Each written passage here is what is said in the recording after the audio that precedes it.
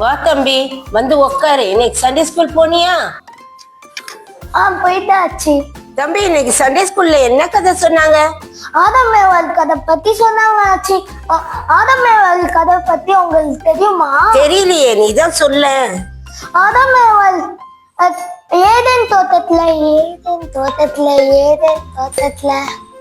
கடவுள் ஆணையும் பெண்ணையும் தம்முடைய சாயலாகவே படைச்சார்னு பார்த்தோம். இப்போ அந்த ஆணையும் பெண்ணையும் பற்றிய கதையை தான் இப்போ நம்ம கேட்க போறோம். இப்போ நம்ம கதைக்கு போலாமா? கடவுள் ஆணுக்கு ஆதாம்னும் பெண்ணுக்கு ஏவாளும் என்று பெயரிட்டார். அவங்க 2 பேரையும் ஒரு தோட்டத்துல இருக்க வச்சாரு. அந்த தோட்டத்துக்கு பெயர்தான் ஏதேன் தோட்டம். அந்த தோட்டம் ரொம்ப அழகா இருந்தது. கடவுள் படைத்த எல்லா மிருகமும் பறவைகளும் எல்லா ஜீவராசிகளும் அந்த தோட்டத்துல தான் இருந்துச்சாம். கடவுள் ஆதாமையும் ஏவாளையும் எல்லா மிருகங்களுக்கும் பறவைகளுக்கும் பெயர் வைக்க சொன்னாரு. அது மட்டுமா சொன்னாரு, எல்லா மரங்களிலும் இருக்கும் காய் பழம் எல்லாம் சாப்பிடலாம்னு சொன்னாரு. எல்லாத்தையும் சொல்லிட்டு கடவுள் நடுவுல இருக்கிற மரத்தின் பழத்தை மட்டும் தொடவும் கூடாது, சாப்பிடவும் கூடாதுன்னு சொன்னாரு. ஆதாமும் ஏவாளும் ரொம்ப சந்தோஷமா அந்த தோட்டத்துல வசிச்சு வந்தாங்க. ஒரு நாள் என்ன ஆச்சு தெரியுமா? நடுவுல இருக்கிற அந்த மரத்துல ஒரு சாத்தான் என்னும் பாம்பு இருந்துச்சாம். அந்த பாம்பு ஒரு நாள் ஏவாள் அந்த பக்கமா நடந்து போகும்போது அந்த பாம்பு ஏவாளே ஏவாளேன்னு கூப்பிட்டுச்சான். ஏவாளோ அந்த மரத்துக்கிட்ட போனாலும் உடனே அந்த பாம்பு ஏவாள் கிட்ட இந்த பழத்தை நீ பறிச்சு சாப்பிடுன்னு சொல்லுச்சான்.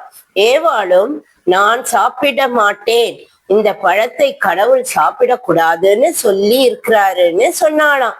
அதுக்கு அந்த பாம்பு, இந்த பழத்தை சாப்பிட்டினா உன் கண்கள் திறக்கப்பட்டு நீ நன்மை எது தீமை எதுன்னு தெரிஞ்சு நீங்க 2 பேரும் ஏஞ்சல் போல ஆயிடுவீங்கன்னு சொல்லுச்சான்.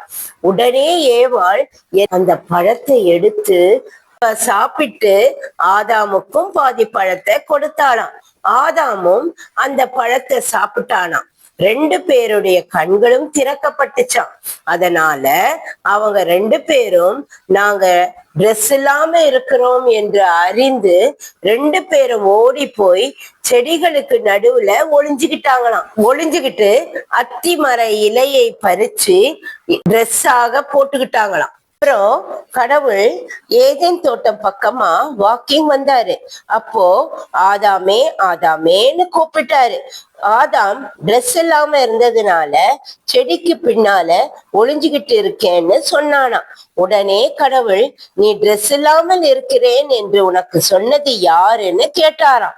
நான் சாப்பிடக்கூடாதுன்னு சொன்னேன், பழத்தை நீ சாப்பிட்டாயான்னு கேட்டாராம். உடனே ஆதாம், எனக்கு துணையாக கொடுத்த ஏவாள் தான் அந்த பழத்தை எனக்கு பறிச்சு கொடுத்தாள்னு சொன்னானாம். கடவுள் ஏவாளை பார்த்து, நீ ஏன் அப்படி செஞ்சேன்னு கேட்டாராம். உடனே ஏவாள், பாம்புதான் என்னை ஏமாத்தி அந்த பழத்தை பறிச்சு சாப்பிடுன்னு சொல்லுச்சுன்னு சொன்னாலாம். உடனே கடவுள் அந்த பாம்பை பார்த்து, நீ வயசிலேயே நகர்ந்து போவ, நீ மண்ணை தின்ப, உனக்கும் மனிதனுக்கும் பகை வரும், அவன் உன் தலையை நசுக்குவான், நீ அவன் காலை கொத்துவன்னு சாபம் விட்டாரு. கடவுள் ஏவாளை பார்த்து, நீ வேதனையோடு பிள்ளை பெறுவாய் அப்படின்னு சொன்னாரு. அப்புறம் ஆதாமை பார்த்து, நீ கஷ்டப்பட்டு வேர்வை சிந்தி உழைச்சிதான் சாப்பிடுவேன்னு சொன்னாரு. கடைசியா கடவுள் ஆதாமுக்கும் ஏவாளுக்கும் தோல் உடைகளை கொடுத்து ஏதேன் தோட்டத்தை விட்டு வெளியே அனுப்பிட்டாரு. இவங்க 2 பேரும் திரும்பி உள்ளே வரக்கூடாதுன்னு ஏதேன் தோட்டத்து வாசலை கேருபீன்களையும் சுடரொளி பட்டயத்தையும் வைத்து அந்த வழியை அடைச்சிட்டாரு. இதுதான் ஆதாம் ஏவாளோட கதை. இதான் சொன்னாங்க. இப்போ தெரிஞ்சிச்சா? ஆதாம் ஏவாளும் கீழ்ப்படியாதனால அவங்க எல்லா ஆசீர்வாதத்தையும் இழந்துட்டாங்க. அதே மாதிரி தான் நீ கூட பெரியவங்களுக்கு எல்லாருக்கும் கீழ்ப்படியணும். கீழ்ப்படிஞ்சு நடந்தாதான் உனக்கு எல்லா ஆசீர்வாதமும் கிடைக்கும். சரி ஆச்சி.